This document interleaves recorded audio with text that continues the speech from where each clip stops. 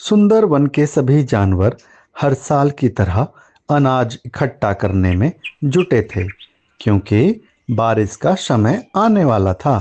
तो सभी पक्षी अनाज जमा कर रहे थे। भालू ने 4 महीने के लिए अपनी गुफा में शहद और कुछ खाने का सामान जमा किया। उसके लिए उसने कई जगह से शहद लिया था। चिड़ियों ने चावल और गेहूं को इकट्ठा किया। इसी तरह जंगल के सभी पक्षी काम में लगे थे। अनाज के साथ साथ और भी बहुत काम करने थे। सभी को अपने घोंसले और घरों की मरम्मत करनी थी। पर इन सभी के बीच चंपा लोमड़ी कोई दूसरे ही काम में लगी हुई थी। वो एक नाव बना रही थी। जंगल के सभी पक्षी और जानवर उस पर हंस रहे थे और कह रहे थे कि अरे चंपा लोमड़ी, तुम किन कामों में उलझी हो? क्या तुम्हें नदी से नाव में बैठकर भागना है? बारिश में तो अनाज जमा करना चाहिए।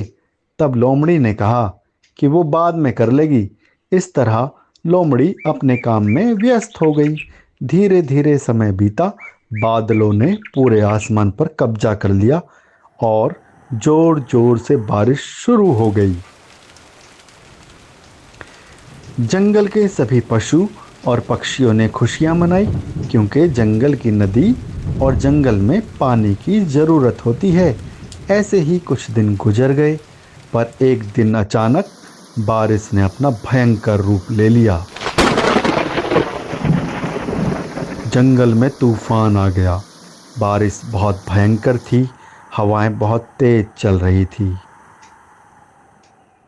एक रात गुजर गई, पर बारिश बंद नहीं हुई।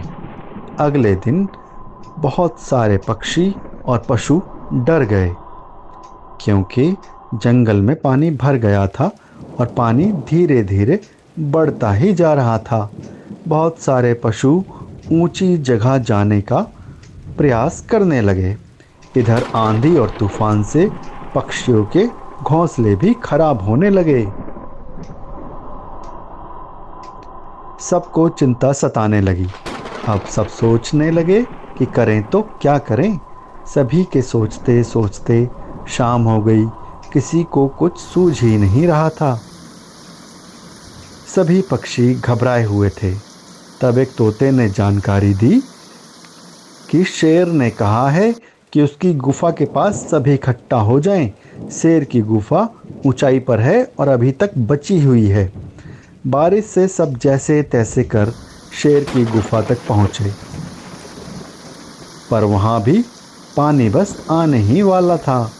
पक्षी बारिश और भूख से परेशान थे। छोटे और बड़े जानवर और उनके बच्चे सभी घबराए हुए थे। उन लोगों ने अपने जीवन में इतना बड़ा तूफान और बारिश कभी नहीं देखी थी।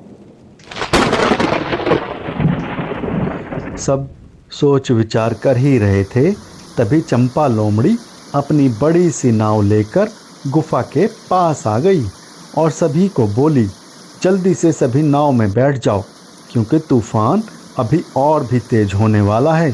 सभी हैरान थे चंपा को नाव के साथ देखकर। लोमड़ी ने सबको बारी बारी अपनी नाव में बिठाया और सबको खाने के लिए कुछ कुछ दिया। सभी ने सुकून की सांस ली। लोमड़ी ने कहा, मैं सभी को सुरक्षित जगह पर ले चलती हूँ। वो अपनी नाव को तेजी से चलते हुए जंगल के घने इलाके में ले गई, जहाँ पहाड़ के ऊपर बड़े बड़े पेड़ और गुफा भी थी।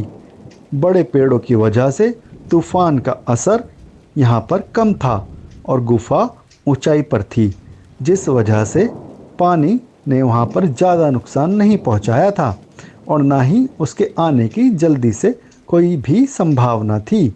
सब जल्दी से नाव से उतरकर गुफा में चले गए। लोमड़ी ने खाने की अच्छी व्यवस्था कर रखी थी। सब ने उसका स्वागत किया और बोले, आप लोग तूफान के रुकने तक आराम से यहाँ रह सकते हैं। यह जगह सुरक्षित है। सभी ने आराम से खाना खाया और चैन से सो गए। अगले कुछ दिन बाद बारिश बंद हो गई। तूफान भी बंद हो गया। एकदम आसान मौसम और अच्छा मौसम हो गया। सबने लोमड़ी को बहुत बहुत धन्यवाद बोला। सभी ने लोमड़ी से पूछा, उसको ये सब कैसे पता चला? तब लोमड़ी ने बताया, वो नदी किनारे एक दिन घूम रही थी।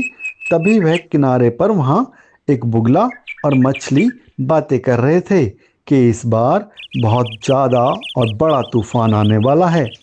सब कुछ खत्म हो जाएगा, बस वही लोग बचेंगे जिनके पास नाव है या जो ऊंचाई यानी पहाड़ पर रहने की व्यवस्था रखें। तब मैंने उसी दिन से नाव बनाना शुरू कर दिया और पहाड़ की गुफा में अपना घर बना लिया। सबने बोला, तुमने तो हमें क्यों नहीं बताया? तब लोमड़ी ने कहा, आप लोग मेरी बात पर भरोसा ही नहीं करते, इसलिए मैंने अकेले ही सारी व्यवस्था कर ली। सभी जंगल के वासी लोमड़ी को धन्यवाद देने लगे और सबने आपस में बात की और जंगल में उन्होंने समझा कि हमें सभी की बात पर भरोसा करना चाहिए और एक दूसरे का साथ देना चाहिए। लेकिन जंगल वासियों की परेशानियां अभी ख़त्म कहाँ हुई थी। सर्दियों का मौसम आने वाला था और जंगल वासियों के घर, मकान, घोंसले सभी टूटे और बिखरे हुए थे। तो आगे आने वाले भाग में आप देखिए कि कैसे जंगलवासियों ने इस सर्दी के मौसम का सामना किया। तो मिलते हैं अगले भाग में। कहानी का अगला भाग जल्द आने वाला है।